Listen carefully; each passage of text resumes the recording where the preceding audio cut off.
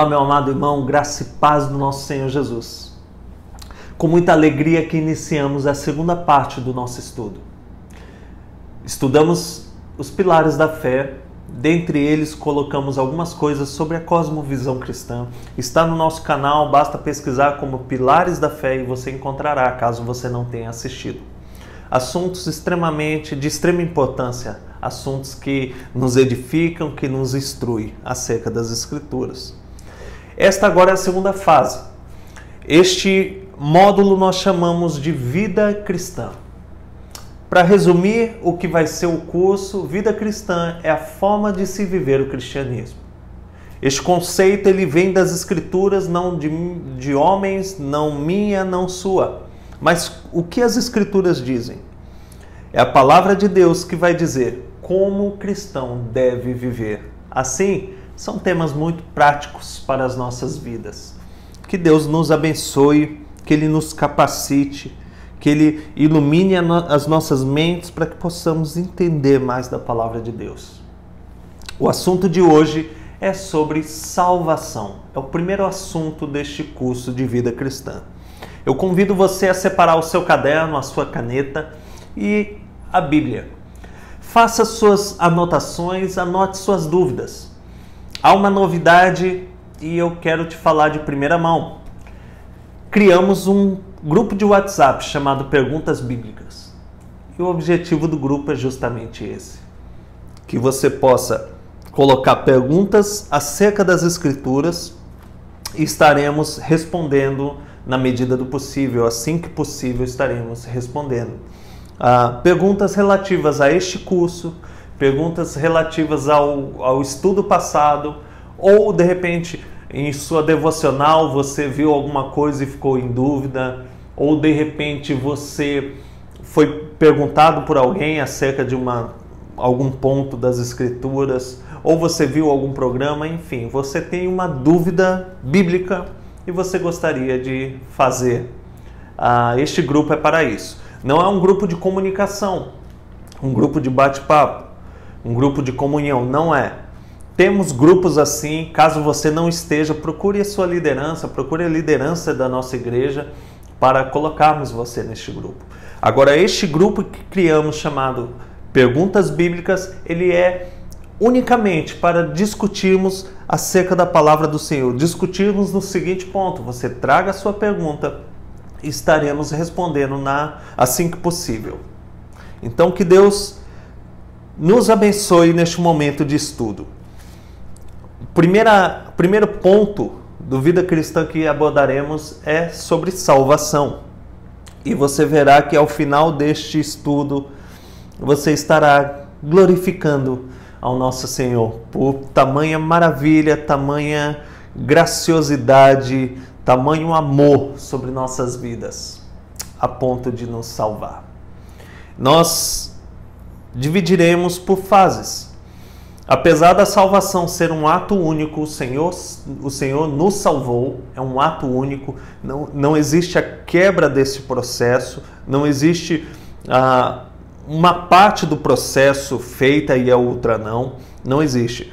Quando o Senhor salva um homem, Ele salva do início ao fim. Uma vez que Deus salva o homem, todo o processo está garantido. Porém, ele pode ser dividido em algumas fases e estaremos abordando justamente sobre isso.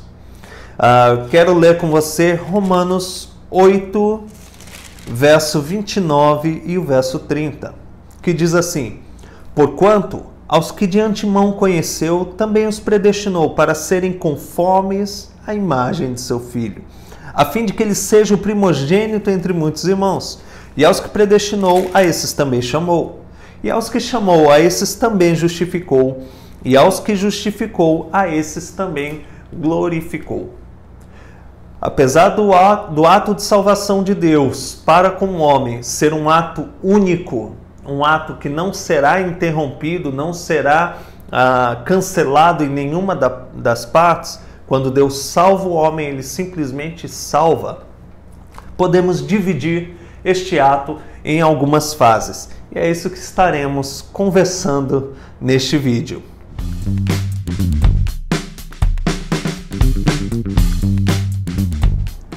primeiro ponto que vamos falar é sobre a eleição.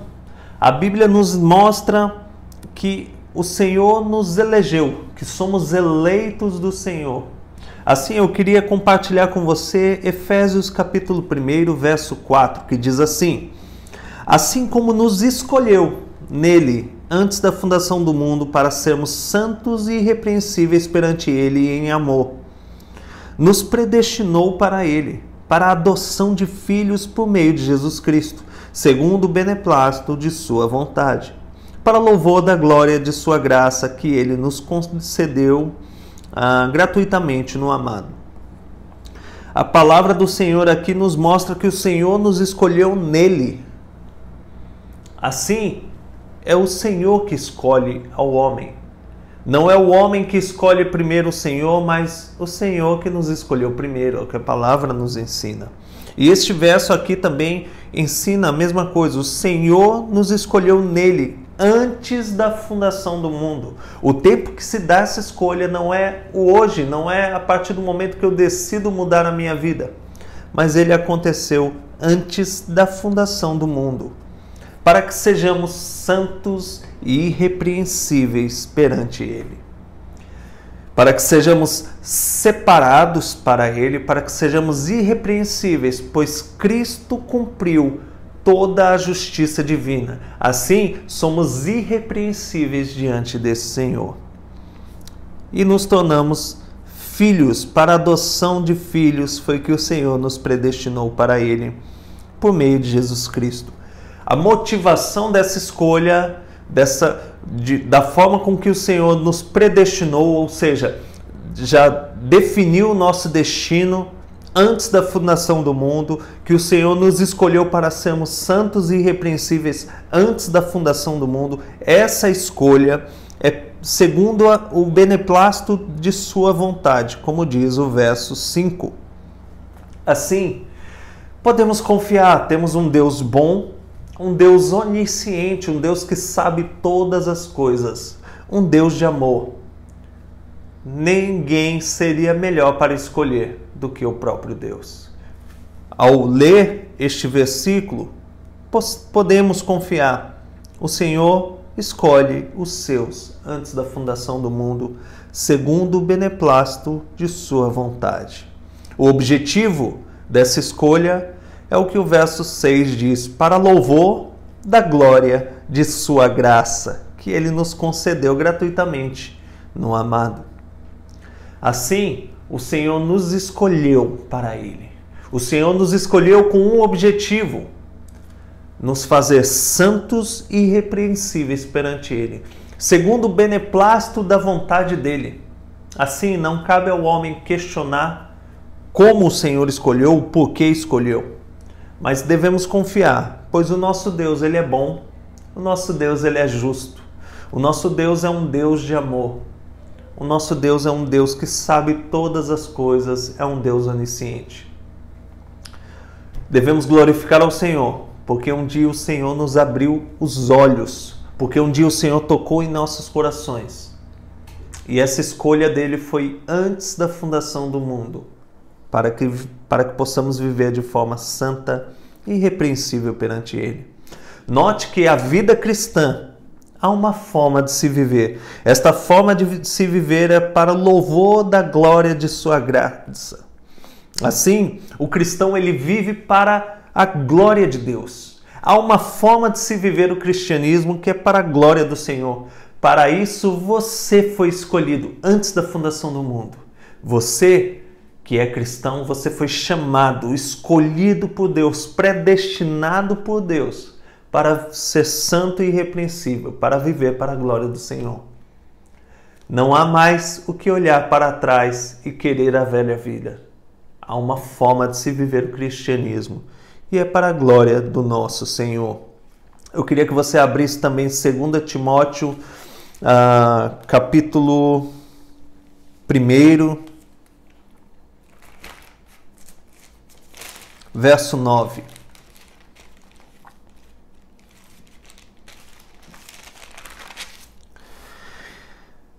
Segunda Timóteo, capítulo 1, verso 9, diz que nos salvou e nos chamou com santa vocação, não segundo as nossas obras, mas conforme a sua própria determinação e graça que nos foi dada em Cristo Jesus, antes dos tempos eternos. Vamos pensar um pouco acerca deste versículo? O Senhor nos salvou e nos chamou com santa vocação, com um chamado santo, não segundo as nossas obras. Talvez você pense que um dia você decidiu mudar de vida. Antes de você decidir mudar de vida, o Senhor já estava te tocando, porque Ele te chamou, Ele te predestinou, não segundo as suas obras, mas segundo a vontade dEle, com santa vocação, conforme a sua própria determinação e graça que nos foi dada em Cristo antes dos tempos eternos. Nós fomos escolhidos em Cristo antes de nascermos, antes dos tempos eternos, antes da fundação do mundo.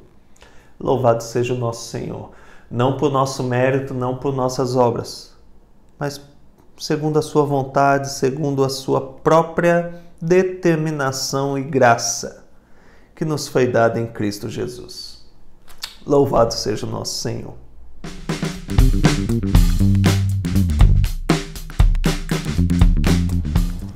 O segundo ponto desse processo salvífico é o chamado de Deus. Vimos aqui em alguns textos, como por exemplo Romanos 8, que aos que predestinou, a estes também chamou. Existe um chamado que a gente enxerga nas Escrituras, que é denominado de chamado especial ou chamado eficaz. É o chamado daquele que vai corresponder, daquele que já foi eleito antes da fundação do mundo, e este chamado vai produzir frutos. Como Millard Erickson vai dizer, o Senhor capacita neste chamado ao seu eleito responder com arrependimento e fé.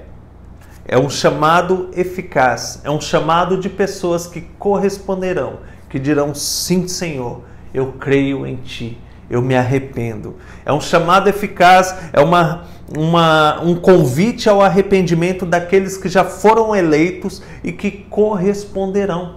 Assim, Romanos 8 garante que aos que predestinou, a esses também chamou, e aos que chamou, e vai continuando dizendo que justificou, e a esses também glorificou. Estes serão salvos, estes reconhecerão Cristo como Senhor. Esse é o chamado eficaz, esse é o chamado especial que denominamos. Assim, o Senhor toca na vida de pessoas de uma tal forma que elas correspondem ao chamado. Esse é o chamado eficaz ou chamado especial. João 16:8 diz que Jesus, falando acerca do Espírito Santo, diz: e ele convencerá o homem do pecado, da justiça e do juízo. Do pecado porque não creem em mim. Isso é Jesus falando. O Espírito Santo convenceria o homem do pecado de tal forma, convencido do pecado, ele acreditaria em Cristo. É o chamado do Evangelho. Arrependam-se, e ele é convencido desse pecado, e creia no Senhor Jesus, de tal forma que ele creria no Evangelho. O Espírito Santo convence o homem do pecado, da justiça e do juízo. Do pecado porque não cremos em Cristo, mas este convencimento se torna eficaz na vida do eleito, de tal forma que ele se arrepende, de tal forma que ele crê em Cristo como Senhor e Salvador.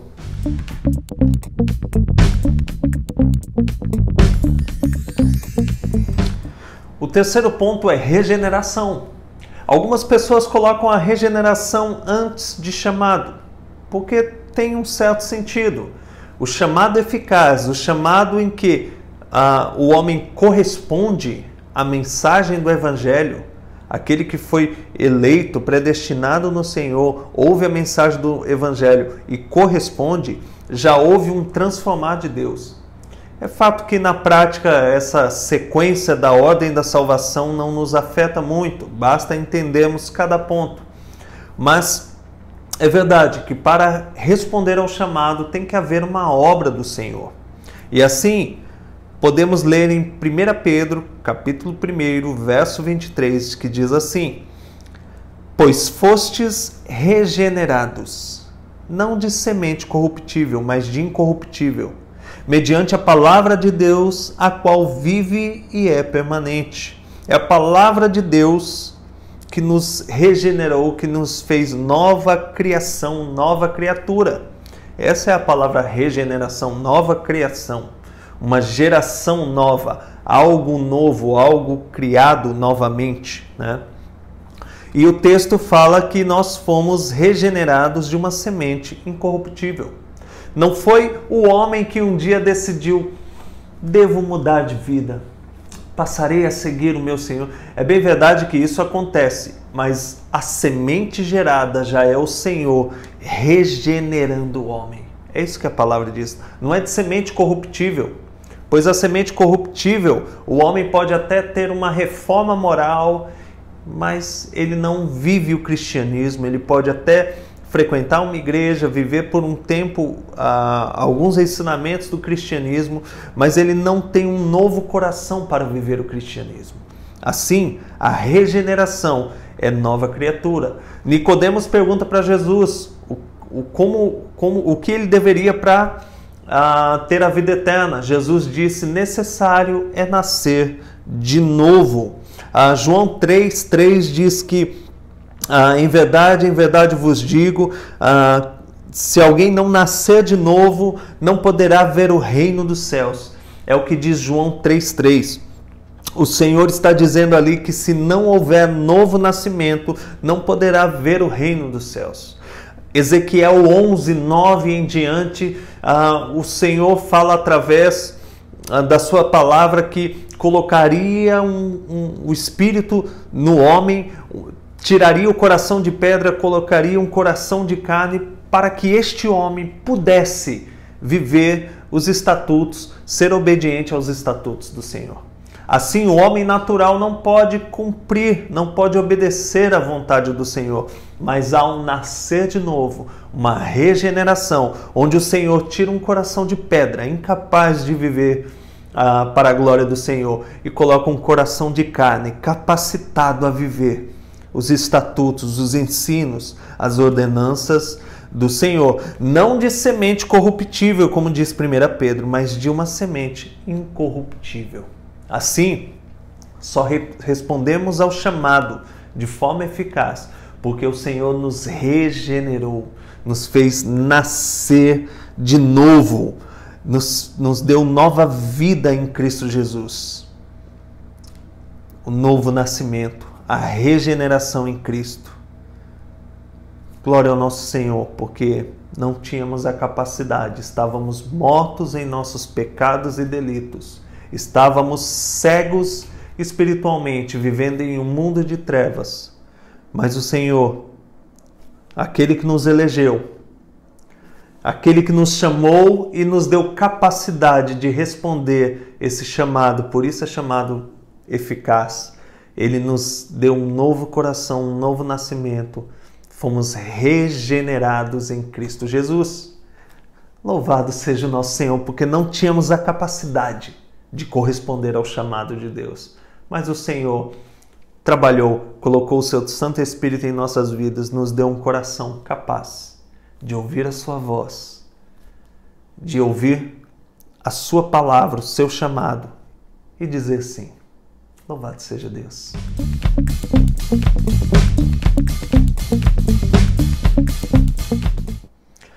O quarto ponto é conversão. Eu queria ler com você Atos capítulo 3, verso 19, que diz: arrependei-vos, pois, e convertei-vos, para serem cancelados os vossos pecados. Arrependei-vos, pois, e convertei-vos, para serem cancelados os vossos pecados. A Bíblia fala de uma mudança de caminho. Conversão é você estar em um caminho e fazer uma conversão para outro caminho. É fazer o sentido diferente, o sentido oposto do que caminhávamos. Assim, a própria palavra nos fala, nos dá base para a conversão, que é o arrependimento. quando o Espírito Santo nos convence do pecado, a palavra nos demonstra que o pecado é uma ofensa a Deus, e esse Espírito Santo que nos convenceu do pecado, da justiça e do juízo, do pecado porque não criamos em Jesus, é que nos traz o entendimento. E isso nos gera arrependimento, porque sabemos que o nosso pecado é ofensa para o Senhor. É o Espírito Santo, através da obra de regeneração, que nos leva a uma conversão. Conversão é arrependimento e fé.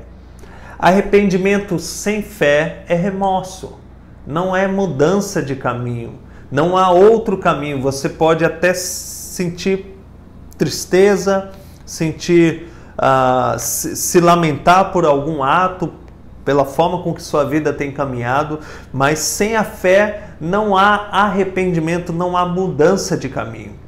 A Bíblia nos traz dois caminhos, um é Jesus e o outro é o caminho do pecado. Não existe um terceiro caminho. Então, para se arrepender de forma bíblica, necessário é sair do caminho de pecado e voltar para Cristo. Se voltar para Cristo. Assim, conversão demanda duas coisas: arrependimento e fé. Arrependimento dos pecados e fé no Senhor, a ponto de segui-lo. O Senhor que nos elegeu, esse Senhor nos chamou de forma eficaz, que fomos regenerados por Ele e agora, através dessa regeneração, nós mudamos o caminho. 1 João vai falar que aquele que vive em trevas e diz que vive na luz é mentiroso. Não há para o cristão uma vida de trevas. Não há para o cristão uma vida de pecados. O cristão não é mais escravo do pecado, assim ele não vive mais como escravo do pecado. Porque houve, nesse processo salvífico, a conversão, o abandono da vida pecaminosa para uma vida de santidade, de busca ao Senhor. Louvado seja o nosso Senhor, porque o Senhor abriu os nossos olhos, o Senhor nos regenerou de tal forma que fomos convencidos pelo Espírito Santo, como está em João 16:8. Fomos convencidos pelo Espírito Santo de nossos pecados e passamos a crer no Senhor. Assim, convertemos, mudamos de caminho por uma obra do nosso Senhor.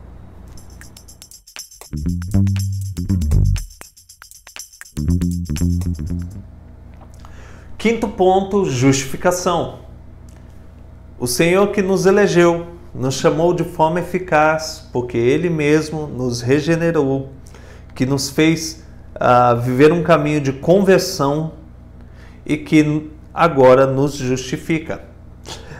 Em Gálatas capítulo 2, verso 16, diz: sabendo contudo que o homem não é justificado por obras da lei, sim mediante a fé em Cristo Jesus. Também temos crido em Cristo Jesus para que fôssemos justificados pela fé em Cristo e não por obras da lei. Pois por obras da lei ninguém será justificado. A palavra nos mostra que fomos justificados em Cristo e não por obras da lei, não por cumprir mandamentos, mas porque em Cristo há a justificação do pecado. Somos declarados justos diante de um Deus que é juiz. Somos declarados aptos a estar diante do Senhor, sem a culpa do pecado. A justificação do Senhor tira a culpa do homem, pois o Senhor pagou, o Senhor substituiu na cruz os pecados. O homem que deveria morrer naquela cruz foi substituído por Cristo. Assim, estamos agora diante do Senhor, justificados por Cristo Jesus.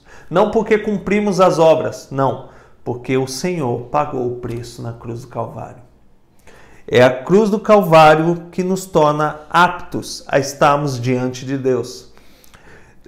A justificação ela tem dois aspectos. Um forense, não seremos mais condenados diante do juiz, de Deus justo, de Deus juiz. Não seremos mais condenados, pois fomos justificados por Cristo. E ela tem um aspecto que ela nos insere na aliança, como povo de Deus, pois ela tira a culpa do pecado. Assim somos aptos, estamos capacitados a sermos inseridos no corpo de Cristo, na igreja do Senhor, no povo de Deus.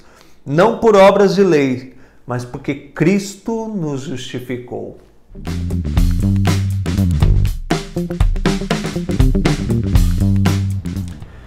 Sexto ponto, adoção.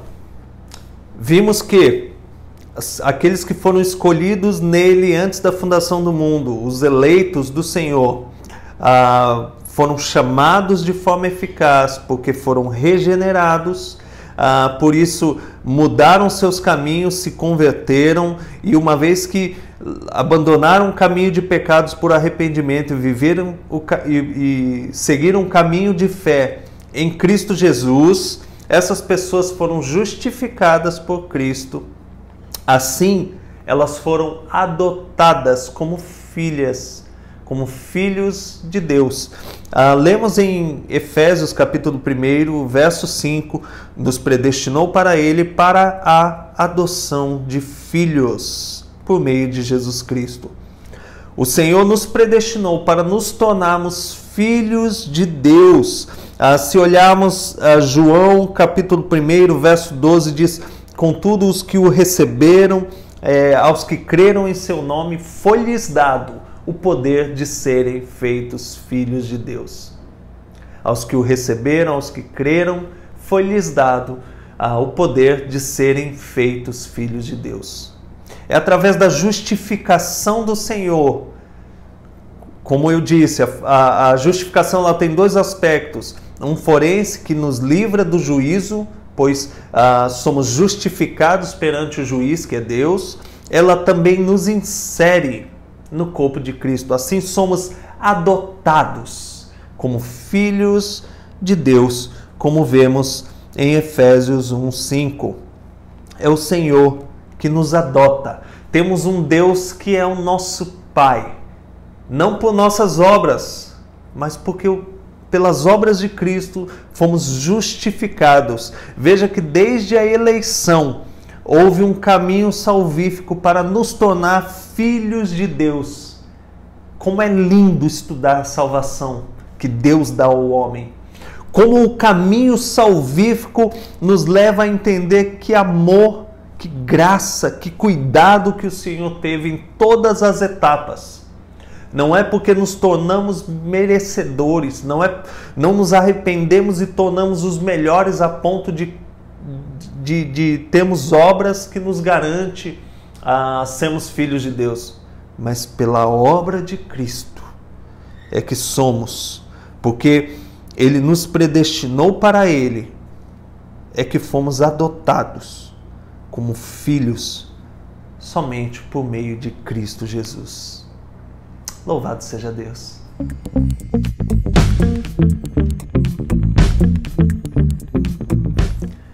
Sétimo passo, sétima fase desse processo salvífico: santificação. Esse Deus que nos elegeu nele antes da fundação do mundo, que nos chamou de forma eficaz porque nos deu a regeneração, que essa regeneração nos fez enxergar que estávamos em um caminho e mudamos o caminho, que gerou essa conversão, que gerou a justificação de Cristo Jesus, porque uma vez estando nele, Ele nos justifica, estando no caminho dele, Ele é que nos justifica, que nos fez sermos feitos filhos de Deus por adoção. Agora, o sétimo passo nos faz vivermos em santificação.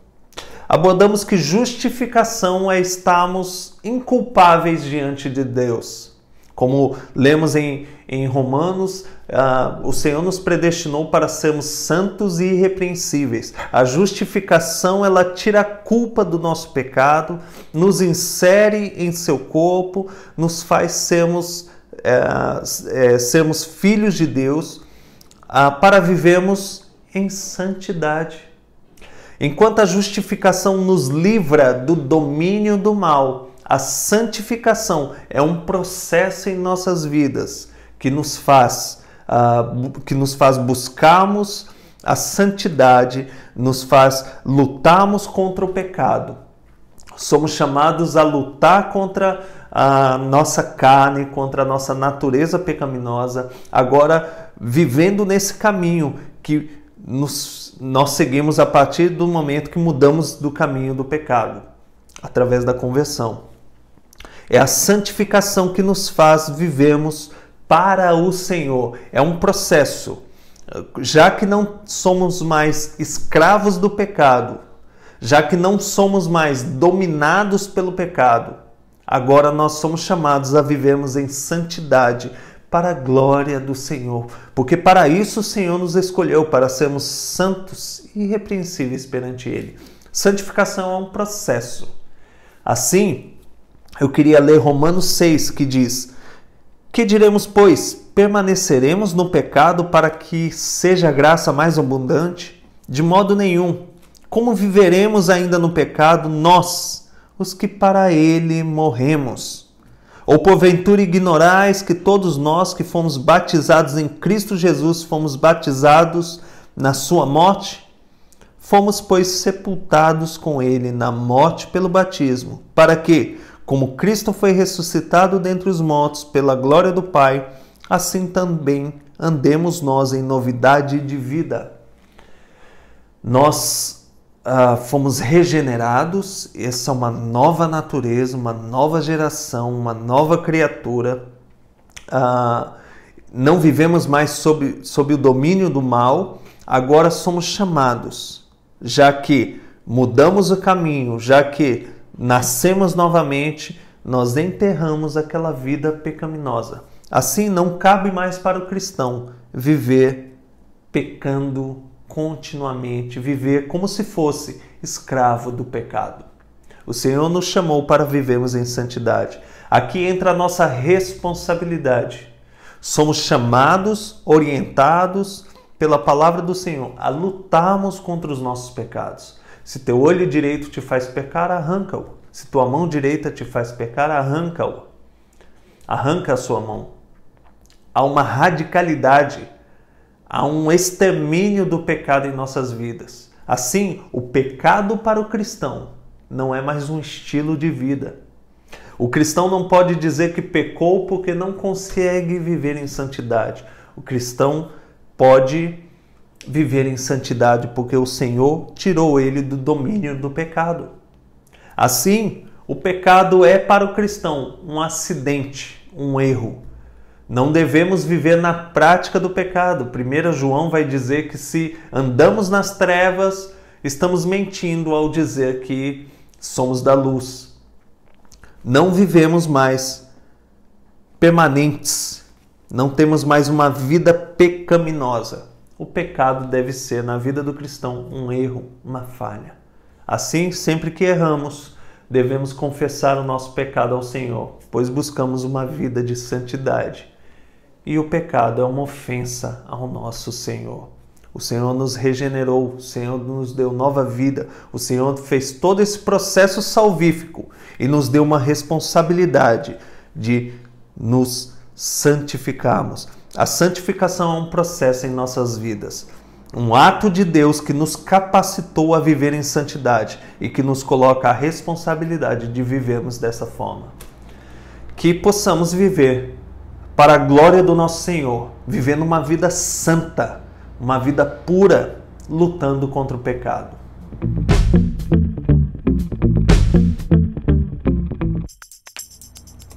O 8º ponto é a perseverança dos santos. Note que o verso 29 e 30 de Romanos 8 fala de um processo salvífico, e é isso que temos estudado neste vídeo. E ele fala que aqueles que foram predestinados, escolhidos nele, eles também serão glorificados. Eles passarão por todos os processos. Não há aqui possibilidade de parar no meio do caminho. Essa é a segurança para o povo de Deus. Essa é a segurança que Deus dá àqueles que estão em Cristo Jesus. Essa obra aqui irá até o final. Abra em Filipenses, capítulo 1, verso 6. Filipenses capítulo 1, verso 6, diz o seguinte: estou plenamente certo de que aquele que começou a boa obra em vós, vimos que Deus começou a boa obra antes da fundação do mundo, já na eleição, há de completá-la até ao dia de Cristo Jesus. Para o cristão, você está seguro na salvação do Senhor. Nem Deus vai mudar de ideia e o Senhor vai te capacitar a viver o cristianismo. Existiam algumas pessoas que saíram da igreja e o apóstolo João escreve a primeira carta de João. Ele diz o seguinte: saíram de nosso meio porque não eram dos nossos. A perseverança dos santos trata o que Romanos 8, 29 e 30 está dizendo. Aqueles eleitos, eles vão perseverar até o final. Não porque são fortes, não porque são poderosos, mas porque Deus deu todas as condições deles perseverarem. Assim, temos responsabilidade não na salvação, mas na santificação. Porque o ato de salvação é um ato único em que Deus salva o homem. E Ele o capacita, e Ele o transforma. O Espírito Santo o convence do pecado. Ele se arrepende, ele muda de caminho. Toda vez que ele peca, ele sente a culpa, sente o arrependimento, ele confessa o pecado, mas aquele que foi regenerado, ele não vive mais como escravo do pecado, mas ele vive para o Senhor. Há segurança no processo de salvação, há segurança do Senhor para a sua igreja. Somos salvos em Cristo Jesus. Aquele que começou a boa obra, ele é fiel e ele terminará, ele completará essa boa obra em nossas vidas até o dia de Jesus Cristo, até a volta do Senhor, porque o Senhor nos deu condições de vivermos todo este processo. É o Senhor que nos salva.